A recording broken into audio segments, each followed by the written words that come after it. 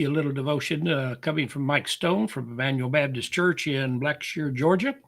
He writes, answering God when God answers us. What shall I say? He has both spoken to me, and he himself has done it. I shall walk carefully all my years in the bitterness of my soul. O Lord, by these things men live, and in all these things is the life of my spirit. So you will restore me and make me live.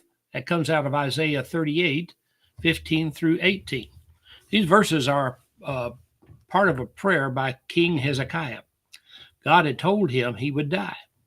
Then Hezekiah asked God to extend his life.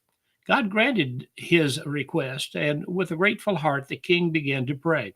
This portion of his response is an example of what to do when God moves on our behalf. First, we thank God. He was nearly speechless and didn't know what to say except that God could have done this. That God could have done this. When when the Lord answers our prayers, we should glorify Him quickly and acknowledge the blessing could have only come from above. Next, he committed to express his thanks with the godly life. He promised to use the days of extended life carefully. Our gratitude should be expressed by using the answer to our prayer, whatever it is, to glorify God. And finally, he found his fulfillment in God's promise. Even though the promise of an extended life was yet to be fulfilled, it was sufficient to bring life to his spirit and joy to his soul. God had made a promise, and that was enough.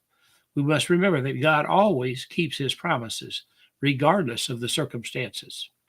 Father, help me be a person of prayer, and when you respond, may I rest in your answer and trust in your wisdom. We ask this in Jesus' name. God bless you. Have a